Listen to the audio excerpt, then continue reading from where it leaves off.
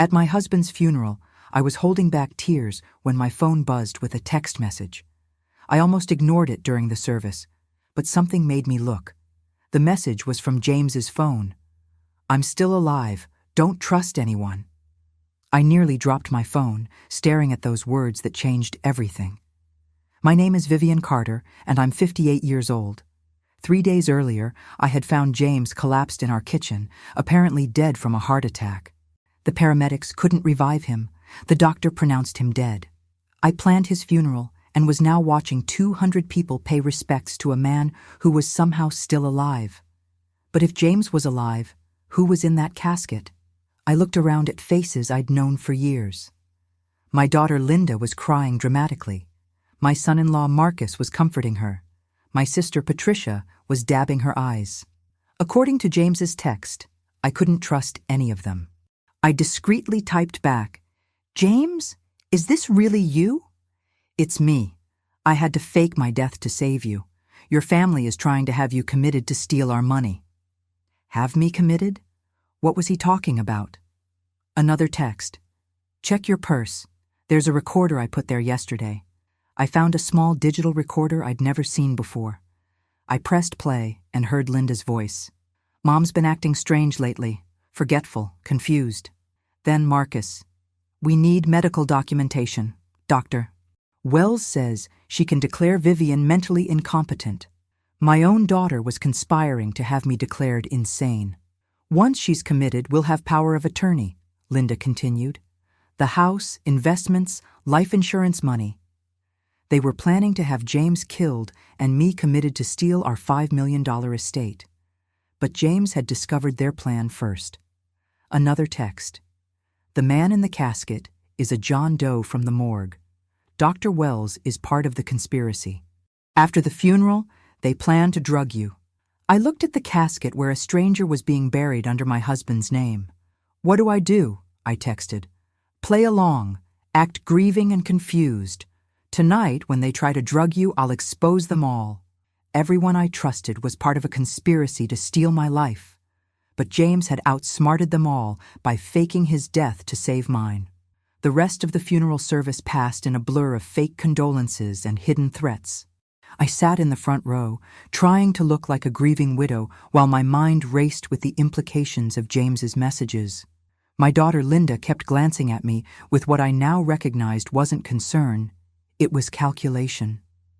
She was studying my reactions, probably looking for signs of the mental instability she'd been fabricating. "Mom, are you okay?" she whispered during the pastor's eulogy. "You look confused." Confused. There was that word again, part of their narrative to make me seem mentally unfit. "I'm just heartbroken," I replied, which was actually true. I was heartbroken that my own family was trying to destroy me. After the service, people approached me with the usual funeral platitudes, but now I heard different meanings in their words. "Vivian, if there's anything you need, don't hesitate to ask," said my sister Patricia. "You shouldn't be making any big decisions right now. Don't make decisions." Another way of saying I wasn't competent to manage my own life. "We're here for you, Mom," Marcus said, putting his arm around my shoulders. "Linda and I think you should stay with us for a while. You shouldn't be alone in that big house." Get me out of my house so they could search it, probably plant evidence of my supposed mental decline. "That's very thoughtful," I said carefully, "but I think I need some time alone to process everything." "But Mom," Linda pressed, "you've been so forgetful lately. Remember last week when you couldn't find your keys? And yesterday you seemed confused about what day it was." I stared at my daughter as I realized she was creating false memories, building a case for my incompetence in front of witnesses. "I found my keys," I said firmly. "They were exactly where I left them." "See?" Linda said to Marcus, loud enough for nearby people to hear. "She doesn't remember being confused about them." It was brilliant and evil. Every normal response I gave, they twisted into evidence of mental problems. Dr. Patricia Wells approached us during the reception at my house. She was a small woman in her 50s who had been our family physician for a decade. I had trusted her completely. Now I knew she was part of the conspiracy to destroy me. "Vivian, how are you holding up?" she asked with practiced concern. "As well as can be expected." I'm worried about you. Grief can sometimes trigger underlying mental health issues, especially in women your age. Mental health issues. She was already laying the groundwork for her diagnosis. I'm sad, not mentally ill, I said directly. Of course not. But sometimes grief can cause confusion, memory problems, even paranoid thoughts. If you experience anything like that, you should call me immediately. She was giving me a way out. If I admitted to confusion or paranoia, she'd have grounds to have me committed. I'll keep that in mind, I said neutrally. Throughout the afternoon, I noticed how my family was orchestrating interactions to make me look unstable. When I went to the kitchen to check on the catered food, Linda followed me. Mom, what are you doing? The caterers are handling everything. I just wanted to make sure there was enough food. You asked me about the food 3 times already. Don't you remember? I hadn't asked about food even once, but Linda said it loud enough for the caterers to hear. When I went to the bathroom and came back, Marcus was telling people I'd been wandering around the house looking lost. When I sat quietly for a few minutes, processing everything I'd learned, Linda told people I was staring blankly and not responding when spoken to. They were creating a public record of my supposed mental decline in front of dozens of witnesses. By evening, most of the guests had left, but Linda, Marcus, and Patricia remained. Mom, we need to talk, Linda said once we were alone in the living room. About what? About your future. About what Dad would have wanted for you. Your father wanted me to be happy and safe. Exactly. Which is why we think you need more support than you can get living alone. Marcus nodded sympathetically. Vivian, we've been watching you today, and you seem not quite yourself. I just buried my husband. Of course I'm not myself. It's more than grief, Patricia said gently. Linda and Marcus have shared some concerns about your memory and decision-making lately. What concerns? Getting lost driving to places you've been hundreds of times, Linda said. Forgetting conversations we've had. Asking the same questions repeatedly. None of this had happened, but they were stating it as established fact. I think you need professional help, Patricia continued. I know an excellent facility that specializes in helping people through difficult transitions. Facility. Not a therapist or counselor, a facility. Somewhere they could lock me away. I don't need to be institutionalized. See, Linda said to the others, she's becoming paranoid. We mentioned professional help, and she immediately jumped to institutionalization. It was a perfect trap. Objecting to their plan was evidence that I needed their plan. Maybe we should discuss this tomorrow, I said. I'm exhausted. Of course you are, Marcus said. Linda made you some tea to help you sleep. He handed me a cup of chamomile tea that smelled stronger than usual. This was it, the drugging James had warned me about. Thank you. That's very thoughtful. I pretended to sip the tea while actually just moistening my lips. Drink up, Mom. You need your rest. I will. Let me just use the bathroom first. I went to the powder room and poured the tea down the sink, then filled the cup with water from the tap. When I returned, I pretended to finish drinking the tea. That does taste relaxing, I said. I think I'll head to bed. We'll stay a little longer to clean up, Linda said, just to make sure you're okay. They were going to wait for the drugs to take effect, then call Dr. Wells to have me committed while I was unconscious. That's not necessary. I can handle the cleanup tomorrow. Mom, you're not thinking clearly. Look around. There are dishes and glasses everywhere. I looked around the room.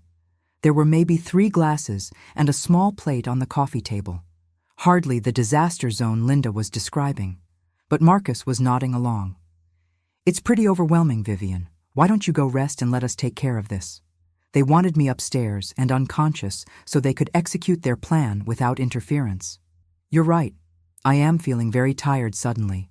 I wasn't tired, but I needed them to think the drugs were working. Good, Patricia said with satisfaction. That tea should help you get some real sleep. As I headed toward the stairs, I sent James a quick text. They drugged the tea. I didn't drink it, but I'm pretending. What now? His response came immediately. Perfect. Go upstairs, but don't actually sleep. In 1 hour, they'll call Dr. Wells. That's when I make my entrance. 1 hour. In 1 hour, my supposedly dead husband was going to return from the grave to expose the family that was trying to destroy me. I went upstairs to my bedroom and lay down fully clothed, waiting for James to save both our lives, and planning what I was going to say to the daughter who had betrayed me so completely.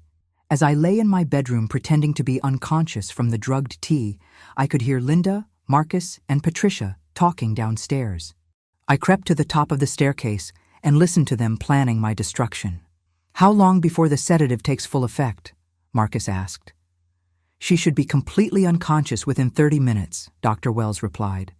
"The dosage I gave you is strong enough to keep her under for several hours." "Perfect. That gives us time to search her room for any financial documents we might have missed," Linda said. They were going to go through my personal belongings while I was supposedly drugged. "Remember, we need to find anything that might complicate the power of attorney transfer," Patricia continued. "Bank accounts, investment portfolios, safety deposit box keys." "What about her will?" Marcus asked.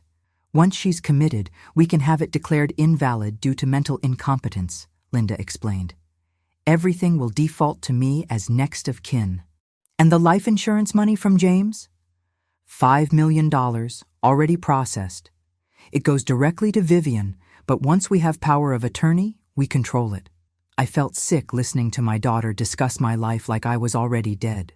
"How long can we keep her committed?" Marcus asked.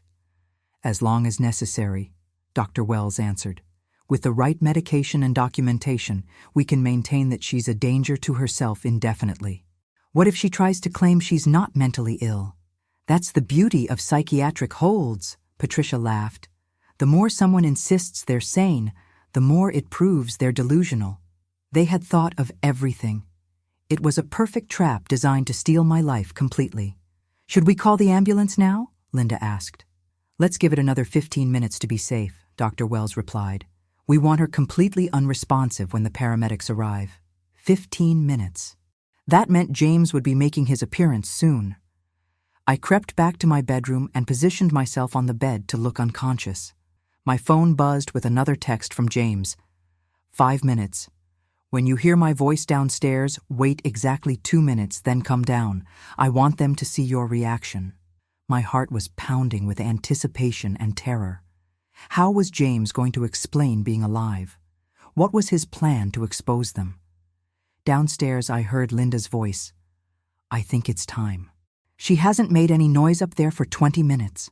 Let me check on her first," Dr. Wells said. I heard footsteps on the stairs and quickly closed my eyes, slowing my breathing to look unconscious. Dr. Wells entered my bedroom and approached the bed. She lifted my eyelid and shined a penlight into my eye. "Perfect. She's completely under. Call the ambulance and tell them we have a 58-year-old woman experiencing a psychiatric emergency." "What should we tell them happened?" Marcus asked from the doorway. "Tell them she became violent and incoherent after her husband's funeral, that she was threatening to hurt herself and talking about seeing dead people." Seeing dead people. In a few minutes, that would be exactly what I was doing. Dr. Wells and Marcus went back downstairs, and I heard Linda making the call. "Yes, I need an ambulance at 847 Oak Street. My mother is having a mental breakdown. She's become violent and is talking about suicide." Every word was a lie designed to justify having me committed against my will. Then I heard something that made my heart stop. A key turning in the front door lock. "What was that?" Linda asked, her voice suddenly tense. "Someone's at the door," Marcus said. "Who could it be this late?" The front door opened, and I heard a voice that should have been impossible. "Hello, Linda. Marcus. Dr. Wells." It was James. My husband, who was supposed to be dead, was standing in our living room. The silence that followed was deafening. Then Linda screamed. It was the most terrified scream I had ever heard, the sound of someone seeing a ghost. "That's impossible," Dr. Wells whispered. "You're dead. I pronounced you dead myself."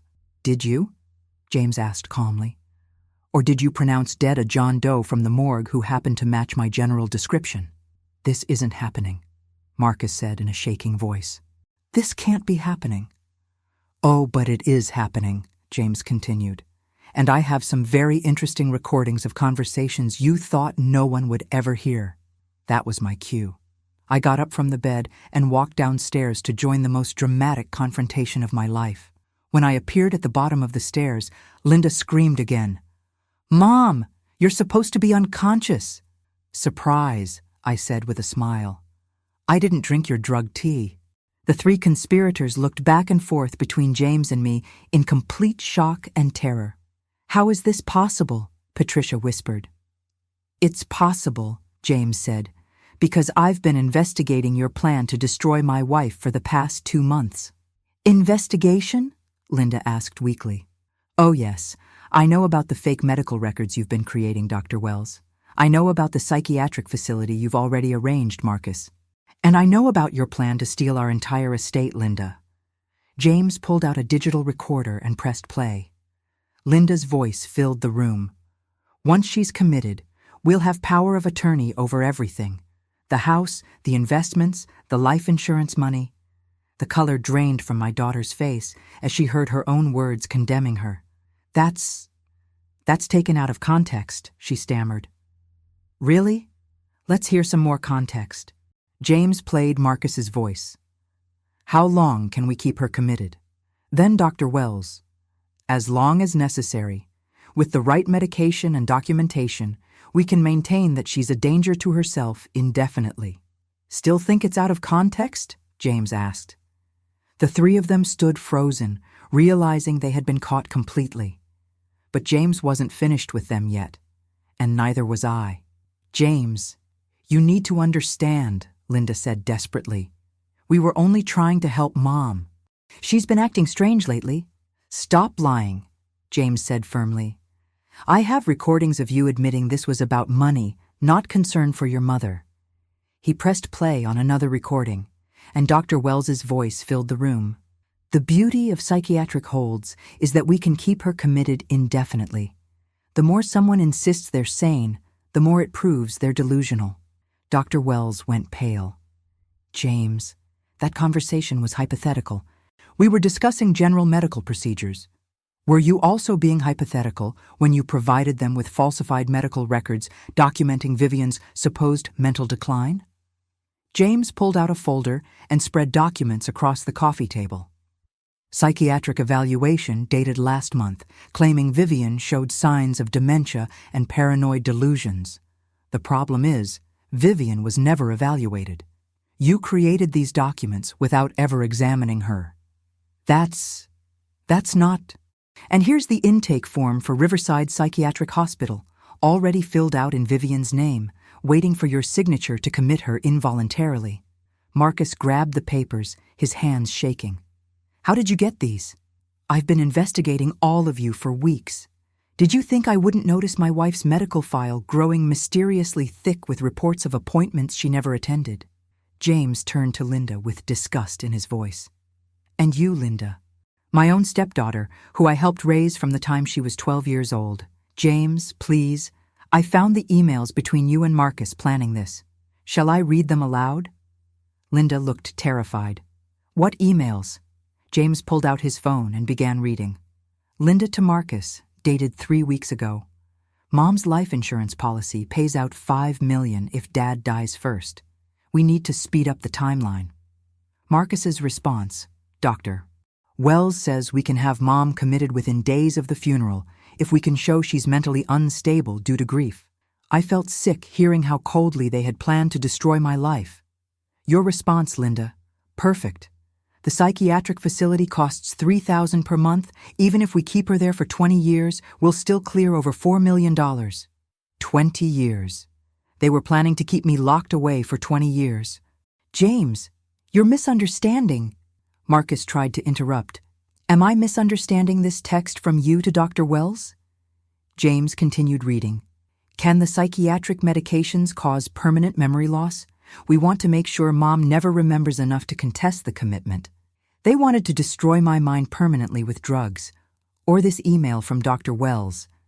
I can prescribe a combination of medications that will keep her docile and confused indefinitely. Within 6 months, any court challenge will be impossible because she won't be mentally capable of coherent testimony." I stared at Dr. Wells, a woman I had trusted with my health for 10 years, who had been planning to chemically destroy my brain. "Patricia, how could you?" I asked, my voice breaking. "Vivian, it wasn't supposed to be permanent. You just heard James read your email about making it impossible for me to give coherent testimony. That sounds pretty permanent to me." James wasn't finished exposing their crimes. "Shall we discuss the financial planning, Linda?" "What financial planning?" "The detailed spreadsheet you created, showing how to liquidate all of your mother's assets within the first year of her commitment." He showed Linda a printout of her own Excel file. "Sell the house, $1.2 million. Cash out investments, $2.8 million. Life insurance payout, $5 million. Total available funds, $9 million. $9 million. I hadn't realized our estate was worth that much. And here's how you plan to spend it," James continued. "New house for Linda and Marcus, $800,000. Cars, $200,000. Vacation home, $500,000. European vacation, $50,000. You had my life planned out down to the last penny," I said to my daughter. "What about the money for my supposed care?" Linda couldn't meet my eyes. We budgeted appropriately for your needs. $3,000 per month for 20 years equals $720,000 out of $9 million. You budgeted 8% of my own money for my care while you spent the rest on luxuries." The mathematical reality of their greed was staggering. "But Mom, you wouldn't have needed the money, because you were going to make sure I was too drugged to know I existed." Marcus tried a different approach.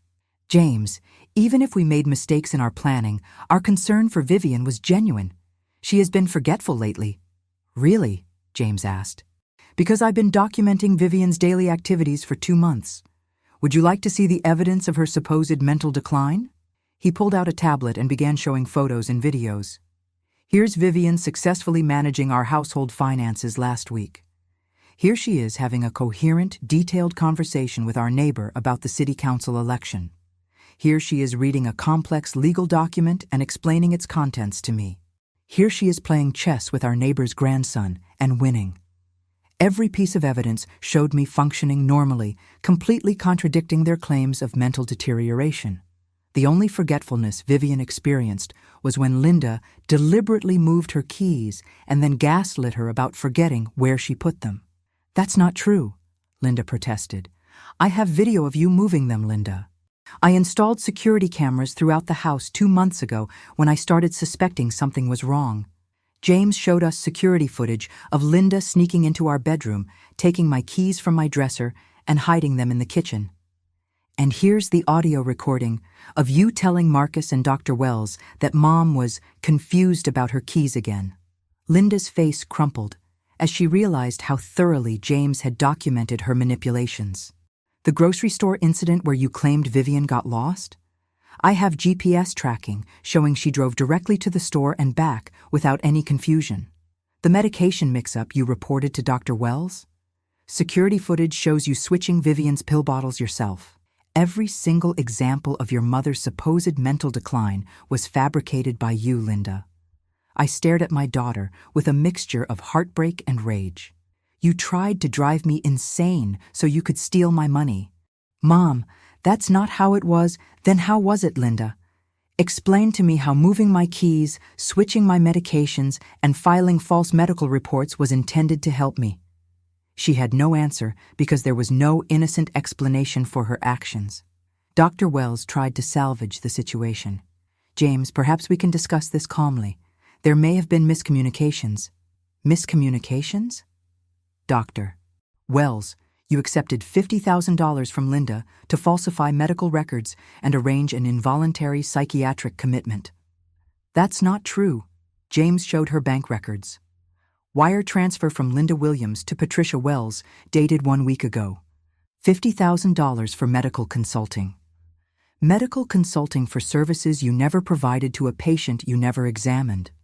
Dr. Wells realized she was caught in documented medical fraud. "James, Can you explain this prescription pad?" James showed us a prescription pad with Dr. Wells's name at the top. "These are pre-signed prescriptions for powerful psychiatric medications, with Vivian's name already filled in. All Linda had to do was add dates and dosages. You were going to start drugging me even before I was officially committed, I said to Dr. Wells. Those were just precautionary. Precautionary for what? For the crime you were planning to commit? Marcus made one last desperate attempt to control the situation. James, even if we made errors in judgment, we can work this out as a family. Family? James laughed bitterly. Marcus, you sent emails to your brother discussing how to dispose of James quickly if I became suspicious of your plans. What? I gasped. Shall I read the email?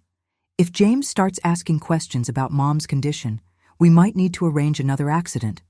Dr. Wells has access to medications that can simulate heart attacks. They had been planning to murder James if he got in their way. You weren't just stealing my money and my freedom, I said, the full horror hitting me. You were planning to kill my husband. Mom, it wasn't like that. Then what was it like, Linda? Because it sounds like you planned to murder James and drive me insane to steal $9 million. The room fell silent as the magnitude of their crimes became clear. James looked at each of them with contempt. Attempted murder, conspiracy to commit fraud, medical malpractice, elder abuse, and theft. You're looking at decades in prison. James. Please, Linda begged, tears streaming down her face. We can fix this. We can make it right. You can't make attempted murder right, Linda, and you can't undo the psychological torture you put your mother through. But we didn't actually hurt anyone. You didn't hurt anyone because I stopped you. But your intent was clear, your planning was detailed, and your crimes are documented. James pulled out his phone. Which is why I've already contacted the FBI. The blood drained from all three faces. The FBI? Dr. Wells whispered. This is interstate fraud, conspiracy, and attempted murder. Local police don't have jurisdiction over crimes this complex. As if on cue, we heard car doors slamming outside.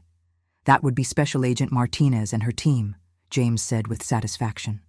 The sound of official voices and heavy footsteps approached our front door. Linda, Marcus, and Dr. Wells looked at each other in panic, realizing their perfect crime had become their perfect nightmare. And James and I were about to watch them face the consequences of trying to destroy us. The FBI agents knocked firmly on our front door. Federal agents, we have a warrant. James walked calmly to the door and opened it, greeting the agents like expected guests. Special Agent Martinez, thank you for coming so quickly. Mr. Carter, are the subjects still present? All three of them are in the living room, exactly as we discussed. I watched in amazement as James led a team of 6 FBI agents into our home. He had orchestrated this entire evening, from faking his death to catching the conspirators to timing the federal arrests. Linda Williams, Marcus Williams, and Dr. Patricia Wells, you are under arrest for conspiracy to commit fraud, elder abuse, and attempted murder. The agents began reading them their rights while Linda sobbed hysterically. This is a mistake. We didn't actually do anything. Special Agent Martinez, a sharp-eyed woman in her 40s, looked at Linda with disgust. Ms. Williams, we have documented evidence of your conspiracy to defraud your mother of approximately $9 million through falsified medical records and involuntary psychiatric commitment. But she's not hurt. We didn't actually commit her. Because your stepfather prevented the crime by faking his death and gathering evidence. Your intent and preparation are sufficient for federal charges. Agent Martinez turned to Dr. Wells, who was standing frozen in shock. Dr. Wells, you are specifically charged with medical fraud, conspiracy to administer controlled substances without consent, and accessory to attempted murder. I never tried to murder anyone. Your emails discussing medications that simulate heart attacks suggest otherwise. As the agents handcuffed the 3 conspirators, Agent Martinez approached James and me. Mr. and Mrs. Carter will need detailed statements from both of you, but the evidence Mr. Carter provided gives us a strong case. How did you know to contact the FBI? I asked James. When I discovered their plan 2 months ago, I realized this was too complex for local police. Medical fraud, interstate conspiracy, financial crimes. This needed federal investigation. But how did you fake your death so convincingly? James smiled for the first time that evening. Agent Martinez helped arrange that. The FBI has been investigating Dr. Wells for medical fraud in other cases. When I contacted them about our situation, they saw an opportunity to catch her in the act. The John Doe in your husband's casket is actually a training dummy, Agent Martinez explained. We needed the funeral to seem real, so the conspirators would proceed with their plan. What about the paramedics who pronounced James dead? FBI agents posing as paramedics. Dr. Wells never actually examined the body. She just signed the death certificate based on what she thought she was seeing. The elaborate deception was staggering.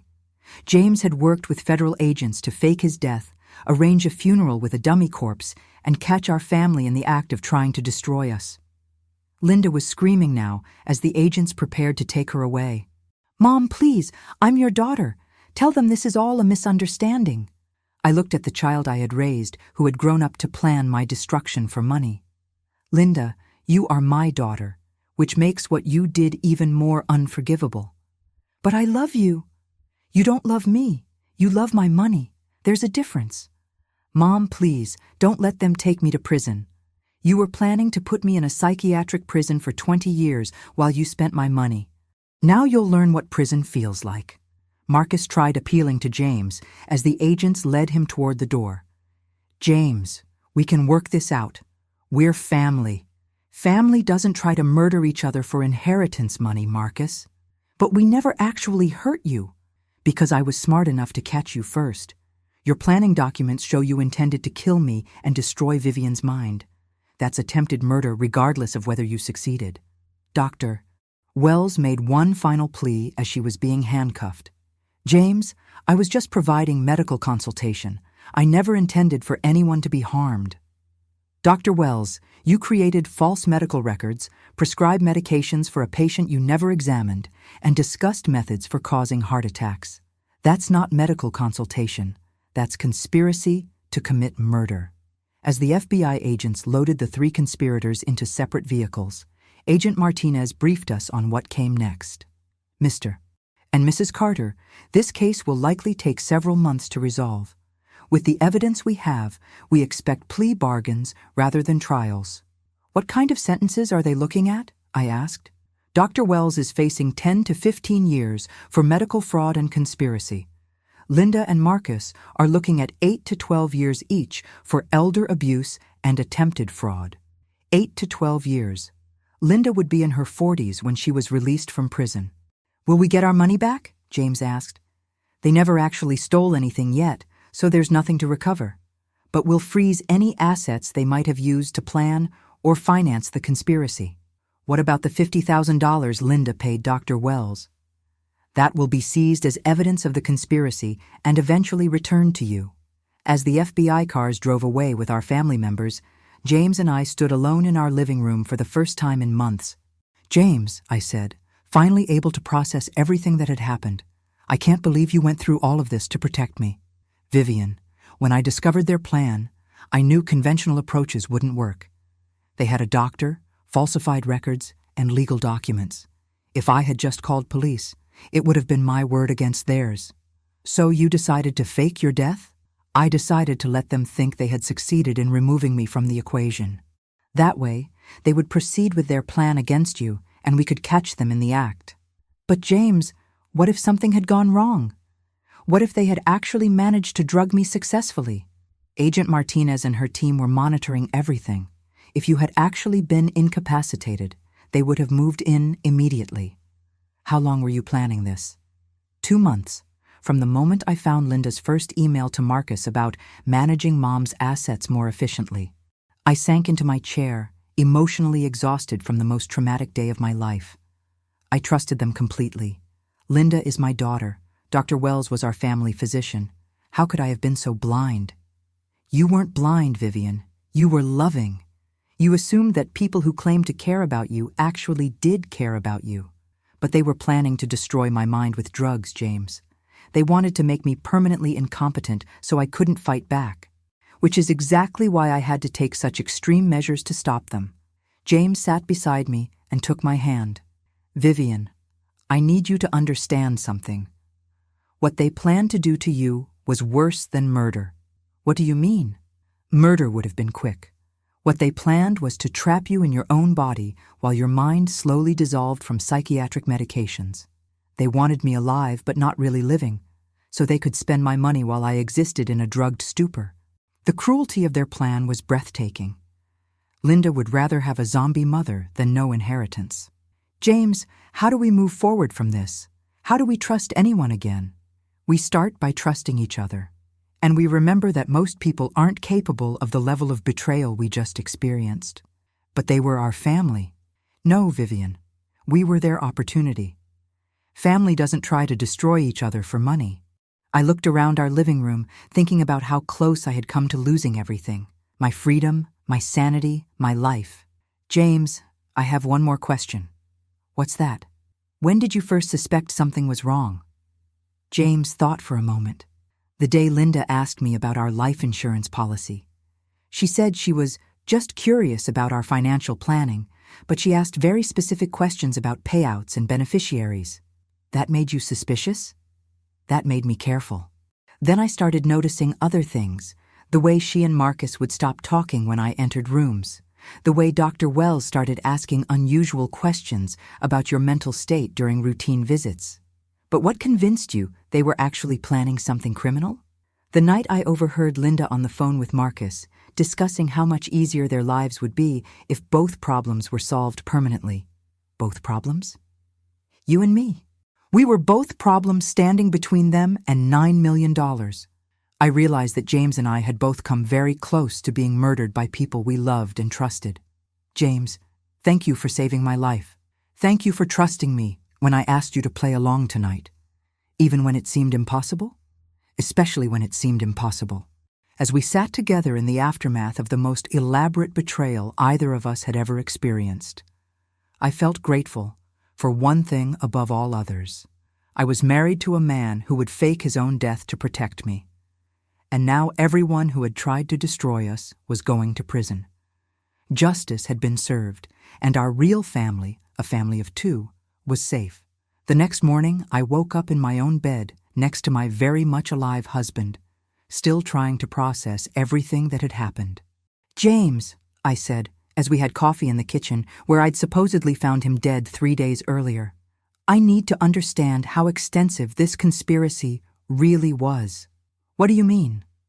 I mean, how many other people knew about their plan? How long had this been going on? And what else don't I know? James pulled out a thick folder I hadn't seen before. Agent Martinez left this for us. It's the complete FBI investigation file. I opened the folder and found hundreds of pages of evidence that painted a picture of betrayal far worse than I had imagined.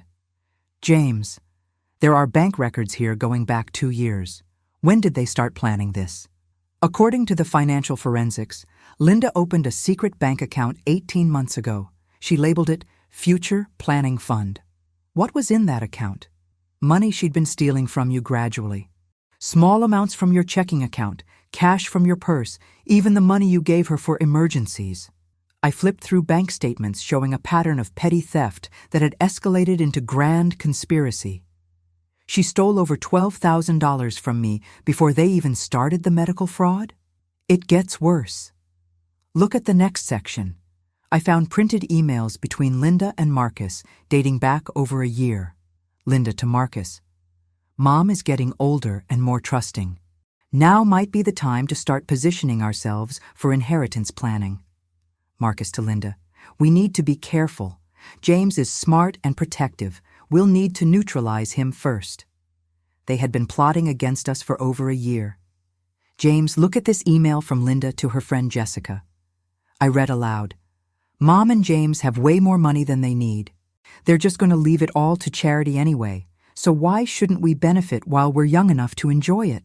She was justifying stealing from us by claiming we didn't deserve our own money.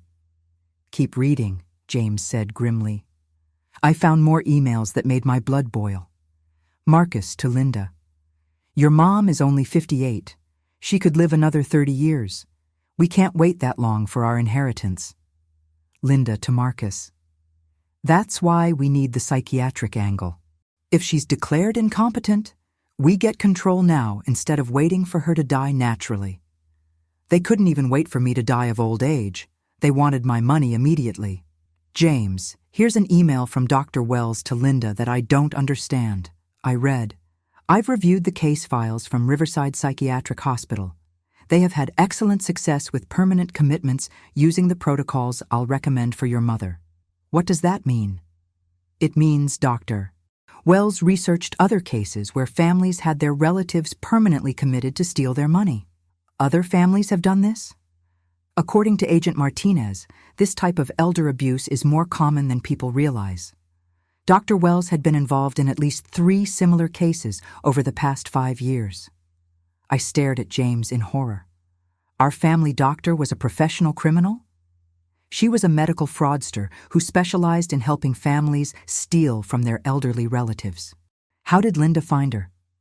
James showed me internet search records from Linda's computer. She Googled how to have parent declared mentally incompetent and found Dr. Wells through a dark web forum for financial fraud. The premeditation was staggering. Linda had researched how to destroy me like she was planning a vacation. James, there's a section here labeled contingency plans. What does that mean? If their original plan failed, they had backup methods for getting our money. I read through their alternative schemes with growing disgust. Plan B.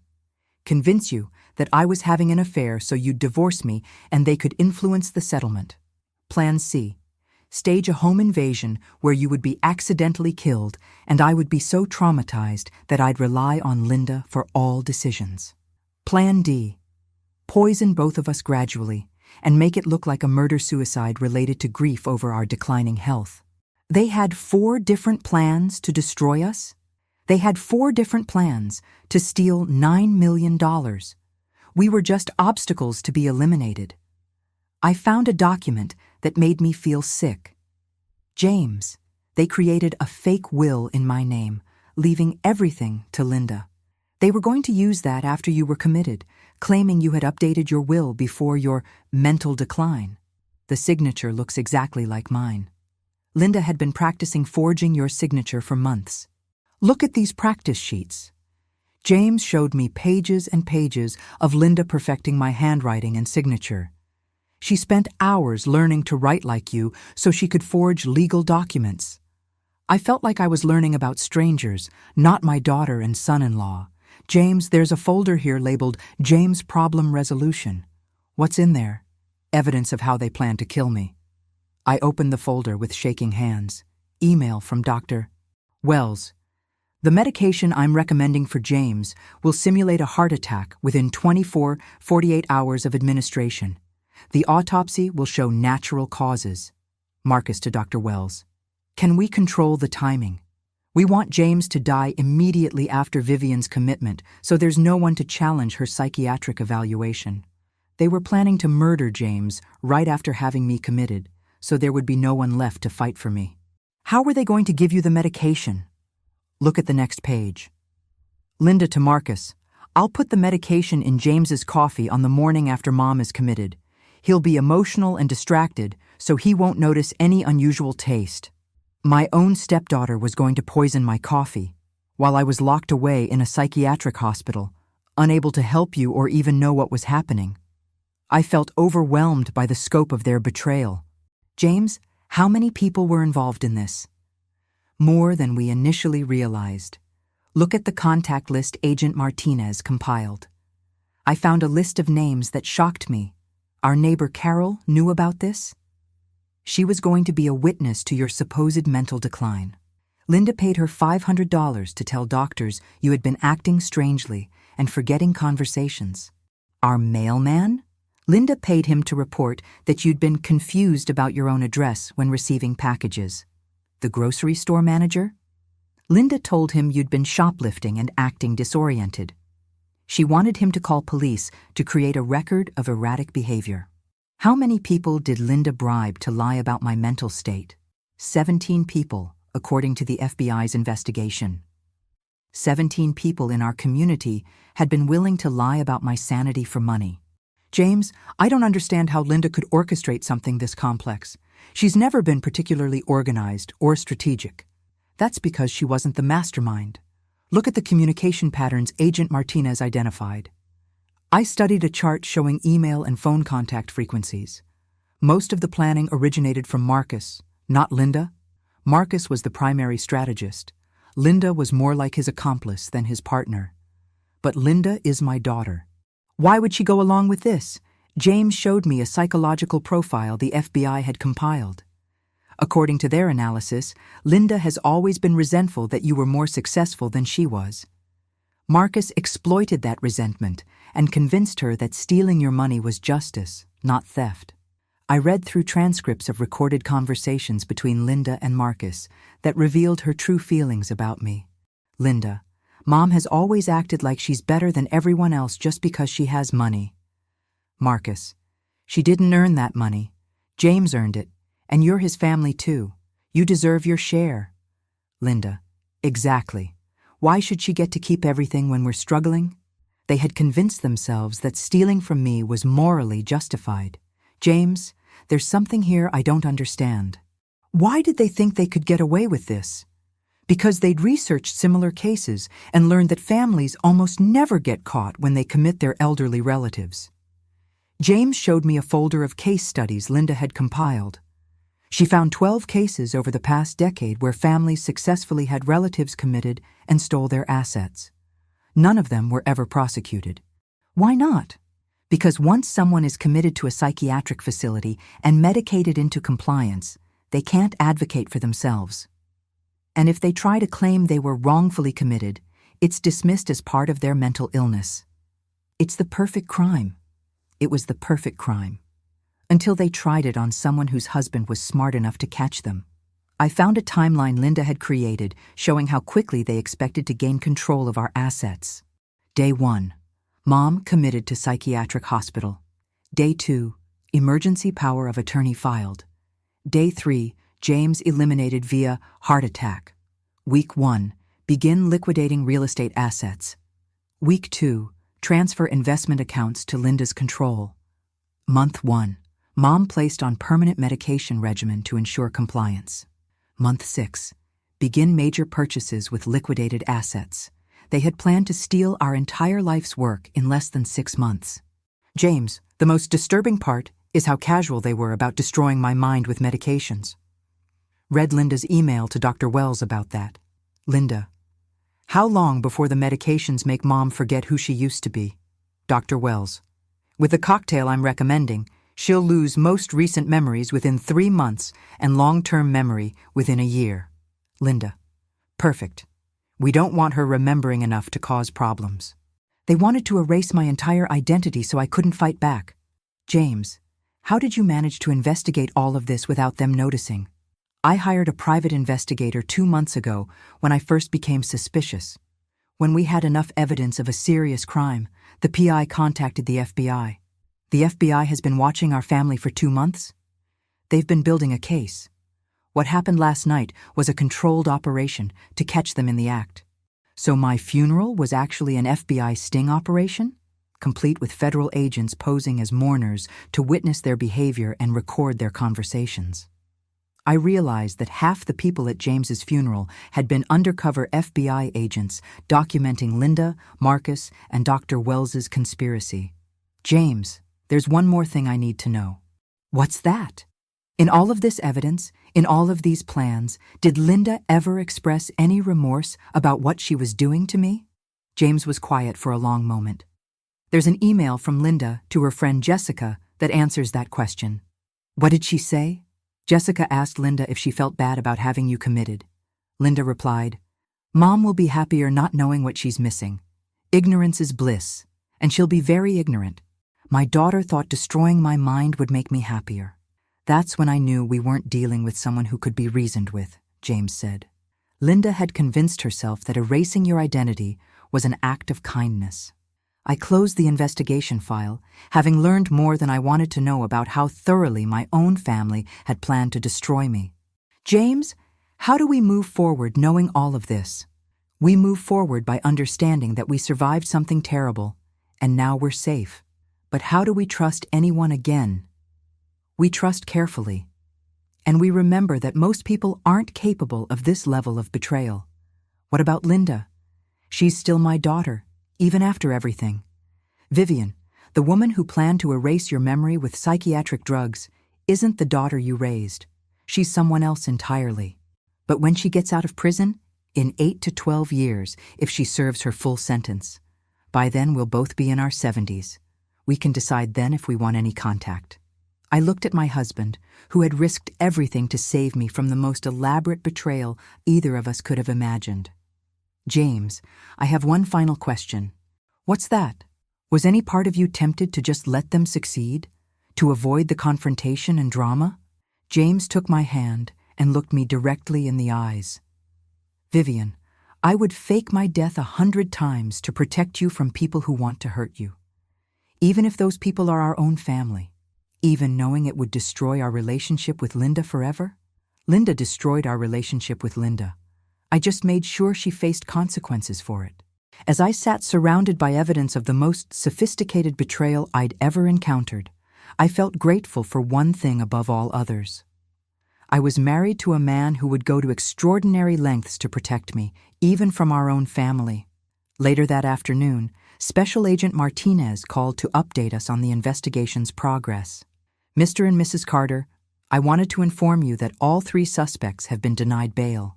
Why? I asked. The judge considered them flight risks. Linda had already researched countries with no extradition treaties, and Dr. Wells had transferred significant money to offshore accounts. They were planning to flee the country? After stealing your assets, yes. We found plane tickets to Switzerland, dated for next month in Linda's name. What about confessions? Have any of them admitted to what they did? Linda is claiming she was manipulated by Marcus. Marcus is blaming Dr. Wells for convincing him the plan was legal. Dr. Wells is claiming she was providing legitimate medical consultation. So none of them are taking responsibility? Not yet. But we have enough evidence to convict them without confessions. Agent Martinez, I have a question about Dr. Wells. How long has she been committing medical fraud? We've identified at least 8 other cases over the past 7 years where Dr. Wells falsified psychiatric evaluations to help families commit their relatives. 8 other families? 8 other victims who were wrongfully committed and had their assets stolen. Are those families going to get justice too? We're reopening all of those cases. Several of the victims are still wrongfully committed and will be released once we prove their evaluations were fraudulent. I felt sick thinking about innocent people who had been locked away and drugged for years because of Dr. Wells's crimes.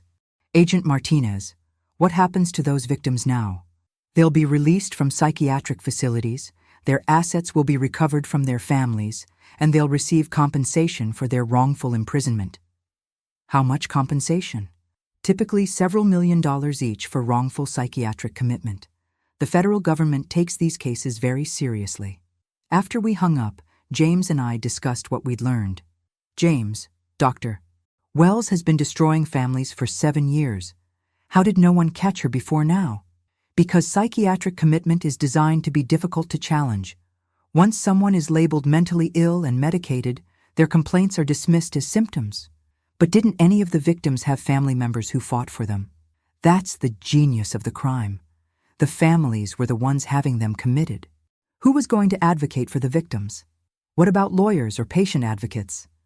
Hard to access when you're heavily medicated and considered incompetent to make your own decisions. I realized how perfectly designed this crime was to silence its victims.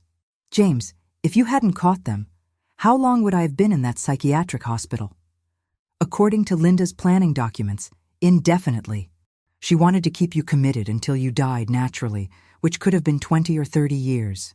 20 to 30 years of being drugged into compliance while they spent my money, and telling people you were comfortable and well cared for, while being completely unable to advocate for yourself. That evening, I received a call that surprised me. Mrs. Carter, this is Detective Sarah Johnson with the District Attorney's Office. I'm handling the prosecution of your daughter and her accomplices. Yes? I wanted to discuss the possibility of victim impact statements during sentencing. What does that mean? You would have the opportunity to address the court about how their crimes affected you personally. Would Linda hear what I said? Yes. The defendants are present during victim impact statements. What would I be allowed to say? You can describe the emotional trauma, the betrayal, the fear you experienced. You can explain how their actions affected your life and your ability to trust others. I thought about facing Linda in court and telling her how much her betrayal had hurt me. Detective Johnson, what kind of sentences are they likely to receive? With the evidence we have, Linda and Marcus will likely get 8 to 12 years each. Dr. Wells could get 15 to 20 years due to the multiple victims and her role as a medical professional. Will they be required to pay restitution? They'll be ordered to pay for all the costs associated with the investigation, legal proceedings, and any therapy you might need to process the trauma. What about the money Linda stole from me over the past year? Full restitution plus interest and penalties. They'll also forfeit any assets they purchased with stolen money. But they didn't actually steal the $9 million.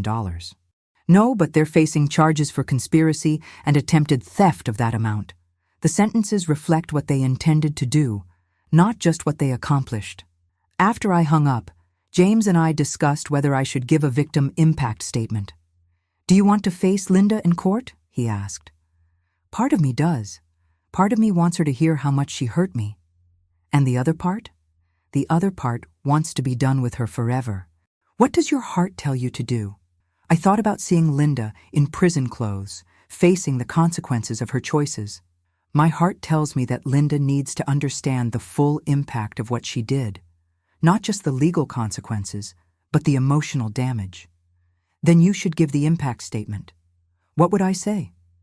You'd tell the truth about how it feels to discover that your own daughter planned to erase your identity for money. James, there's something else I'm struggling with. What? Part of me still loves Linda. Despite everything she did, she's still my child. That's normal, Vivian. Love doesn't disappear just because someone betrays you. But how do I reconcile loving her with what she tried to do to me? You love the person she used to be, or the person you thought she was. The person who planned to destroy your mind for money is someone else entirely. Do you think Linda can ever change? I think 8 to 12 years in prison might give her time to reflect on her choices. But change has to come from within.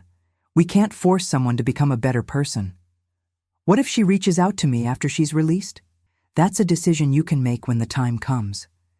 But Vivian, you don't owe her forgiveness just because she's your daughter. What about Marcus? He was the mastermind of all this.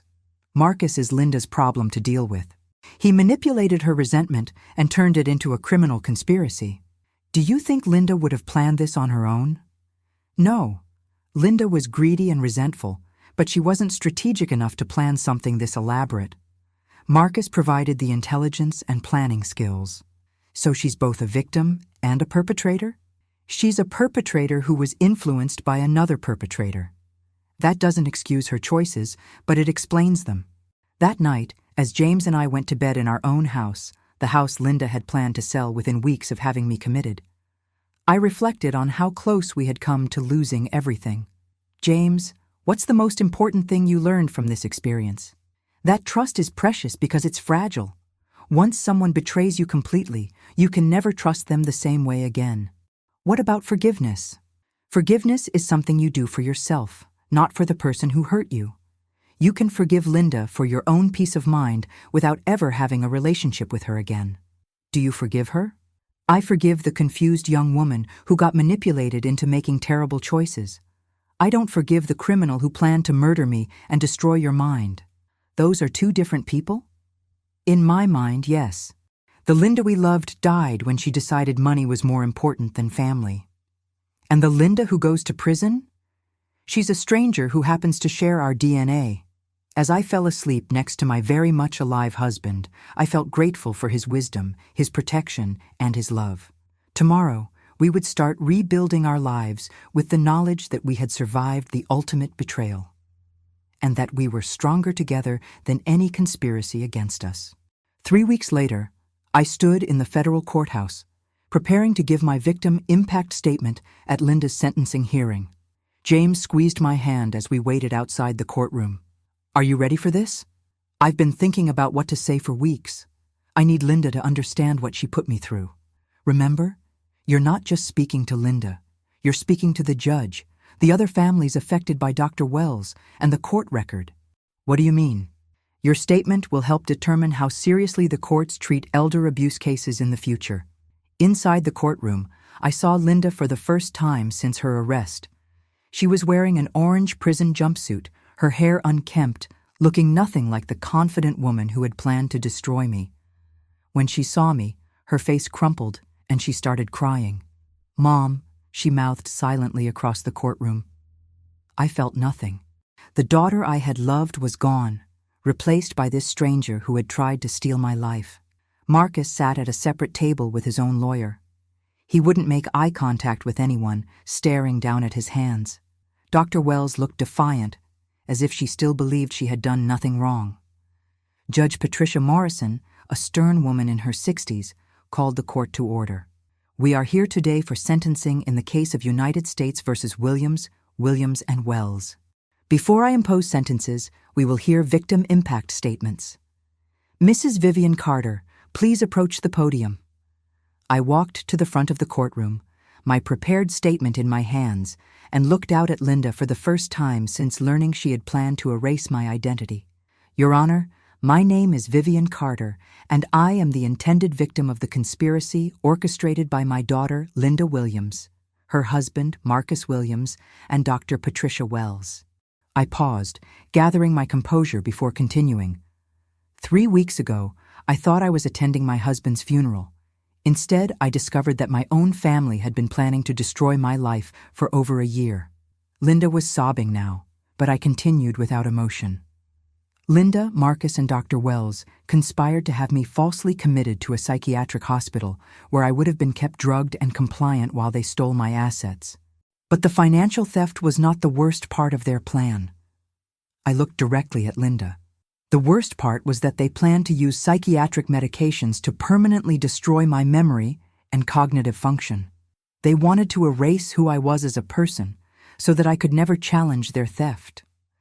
The courtroom was completely silent. "Linda, you are my daughter. I raised you, loved you, and trusted you with my life. In return, you planned to take my life away piece by piece until nothing of me remained. You researched how to forge my signature. You bribed neighbors to lie about my mental state. You paid a corrupt doctor to create false medical records. You spent months learning to destroy me systematically." Linda was shaking with sobs, but I wasn't finished. "When I think about what you planned to do to me, I realize that you chose a fate worse than murder. Murder would have been quick. What you planned was to trap me in my own body, while my mind slowly disappeared. You wanted me alive but not living, aware but not understanding, present but not really there. You planned to visit me in that psychiatric hospital and pretend to be the loving daughter, while knowing you had deliberately destroyed my ability to recognize what you had stolen from me." I turned to address Marcus. "Marcus, you manipulated my daughter's greed and resentment, turning her into an accomplice in destroying the woman who had welcomed you into our family. You researched methods for murdering my husband. You planned the timing of his death to coincide with my commitment. You treated our family like a business opportunity instead of human beings who loved you." Then I addressed Dr. Wells. "Dr. Wells, you violated every oath you took as a physician. You planned to use your medical knowledge to destroy my mind for money. You have done this to at least 8 other families. You have destroyed lives professionally and systematically. You represent the worst possible abuse of medical authority." I turned back to the judge. "Your Honor, these 3 people didn't just conspire to steal money. They conspired to commit identity murder. They planned to kill who I am while keeping my body alive to justify their ongoing theft. Linda will serve her sentence and eventually be released. But the woman I would have become under their plan, confused, drugged, memory destroyed, that woman would have been gone forever." I asked the court to consider not just the financial crimes they attempted, but the human destruction they planned. I looked at Linda one final time. "Linda, you will always be my biological daughter. But the person who raised you, who loved you, who trusted you, she died the day you decided money was more important than my humanity. I hope prison teaches you to value human dignity more than financial gain. But I will never trust you again, and I will never welcome you back into my life. The mother you plan to destroy forgives you for your own peace of mind. But the woman you tried to murder will never forget what you were willing to do for money. I walked back to my seat as the courtroom sat in stunned silence. Judge Morrison looked at the three defendants with disgust. I have presided over many cases involving financial fraud, but I have never encountered a conspiracy this callous and systematic. The defendants didn't just plan theft. They planned the complete destruction of another human being's identity and autonomy. She turned to Linda first. Linda Williams, you conspired to destroy the woman who gave you life. You researched methods for erasing her memory, forging her signature, and stealing her assets. You turned family love into a criminal opportunity. I sentence you to 12 years in federal prison, followed by 5 years of supervised probation. You will pay full restitution to your mother for all investigative costs, legal fees, and therapeutic expenses. You are permanently barred from contact with the victim without her explicit written consent. Linda collapsed in her chair, sobbing uncontrollably. Judge Morrison turned to Marcus. Marcus Williams, you masterminded this conspiracy and recruited others to help you destroy an innocent woman. You researched methods for committing murder and planned the systematic theft of a family's entire estate. I sentence you to 15 years in federal prison, followed by 5 years of supervised probation. You will pay full restitution and are permanently barred from any contact with the victims. Finally, she addressed Dr. Wells. Dr. Patricia Wells, you have violated your medical oath in the most egregious way possible.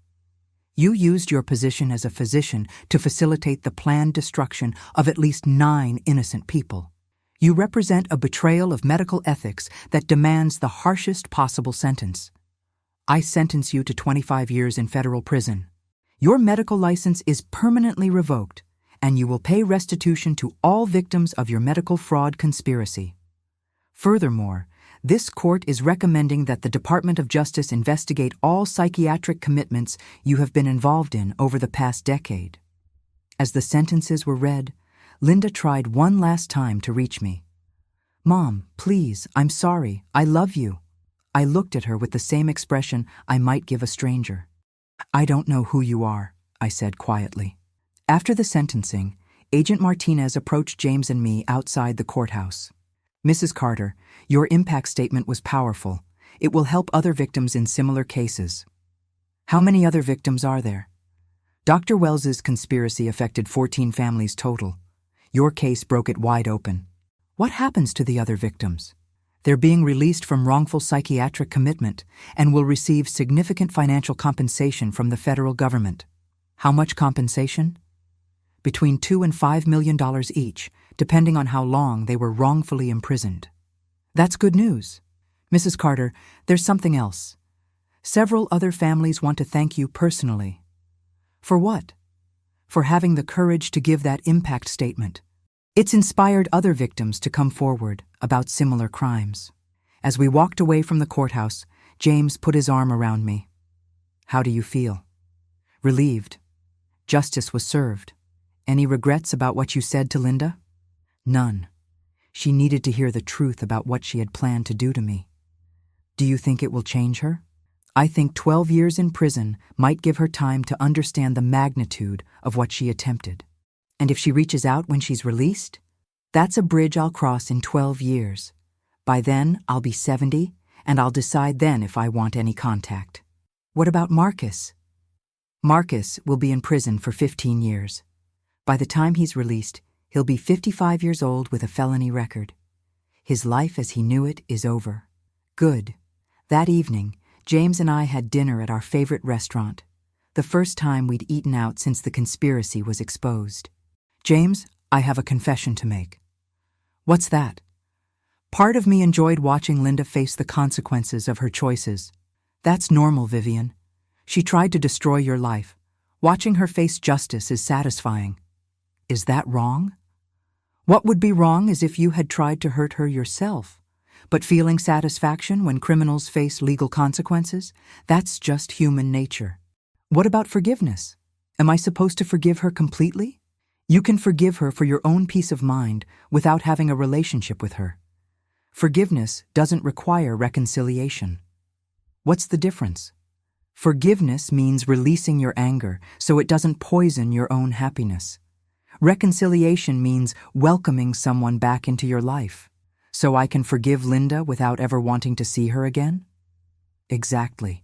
As we finished dinner, I reflected on everything that had happened over the past month. James, what's the most important lesson you've learned from this experience? That family isn't defined by blood. It's defined by love, loyalty, and respect. Linda was our blood family, but she wasn't our real family. Real family protects each other. Linda tried to destroy us. What about trust? How do we trust anyone again? We trust carefully and gradually. But we don't let Linda's betrayal make us suspicious of everyone. Most people aren't capable of what she did. Most people have consciences, empathy, and basic human decency. Linda apparently doesn't. 1 year later, I received a letter from Linda in prison. Dear Mom, I know you probably don't want to hear from me, but I needed to write this letter. I read the first paragraph and then put the letter in the trash without finishing it. James found me in the kitchen later. Everything okay? Linda wrote me a letter from prison. Did you read it? The first paragraph. She wants to apologize and ask for forgiveness. How do you feel about that? I feel like it's too little, too late. If she was truly sorry, she would have stopped planning to destroy me at any point during the year she spent researching how to do it. So no contact? No contact. She made her choices, and now she gets to live with the consequences. Any regrets about that decision? None.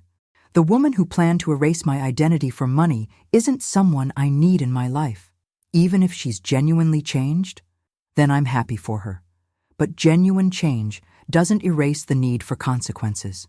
And if she contacts you after she's released, then I'll decide then whether I believe her remorse is genuine or if she just wants something else from me. James nodded approvingly. You've learned to protect yourself. I've learned that love without boundaries isn't love. It's enabling. And Linda? Linda is learning that betraying family has permanent consequences. As I threw Linda's letter away, I felt no guilt or sadness. The daughter who had tried to destroy me was exactly where she belonged, and I was free to live my life without worrying about who might be planning to steal it. Justice, I realized, really was the best form of revenge. 5 years after Linda's sentencing, I received a call that Dr. Patricia Wells had died in prison. She confessed to 12 additional cases before she died, Detective Johnson told me. 12 more families are getting justice because of your case. I felt nothing about her death. Justice had run its course. That summer, James and I traveled to Europe, something we'd always planned but never had time for. Do you ever wonder what would have happened if I hadn't discovered their plan? James asked as we walked through Paris. I came within days of being locked away and drugged until I forgot who I was, but we survived. We're here at 77 and 81, healthy and free. That's what matters. No trauma from such betrayal? I went through therapy, but I refused to let Linda's crimes define my life. 2 years later, Linda was released after serving 7 years for good behavior. Agent Martinez called to inform me. She's in a halfway house in Chicago, prohibited from contacting you without written permission. How do I feel? Indifferent. Linda's not part of my life. 3 months later, police called again. Linda Williams was arrested for defrauding an elderly man. She's going back to prison for another 8 to 10 years. She wanted to speak with me before sentencing. I told them no. Linda lost the right to my attention when she planned to destroy my life for money. Prison hadn't changed her. She was still targeting elderly victims. Last month, I received a letter from one of Dr. Wells's other victims. Dear Mrs. Carter, thank you for your courage in exposing Dr. Wells. Because you testified, I was released after 3 years of wrongful psychiatric imprisonment. Our nightmare had prevented other families from being destroyed. Today, James and I live peacefully in the house Linda once planned to sell. We have breakfast in the kitchen where James collapsed during his staged death. We sleep in the bedroom where Linda practiced forging my signature. Those spaces hold no power over us anymore. They're just rooms, not crime scenes. We've reclaimed our home and our lives from people who tried to steal them. The text message that saved my life was 5 words. I'm still alive. don't trust anyone. But it taught me the most important lesson of my life. Trust is earned, not inherited. Love requires respect, not just blood. Family is defined by loyalty, not genetics. Linda stopped being my daughter when she decided money was more important than my humanity. Real family are the people who would fake their death to protect you. Everyone else is just biology.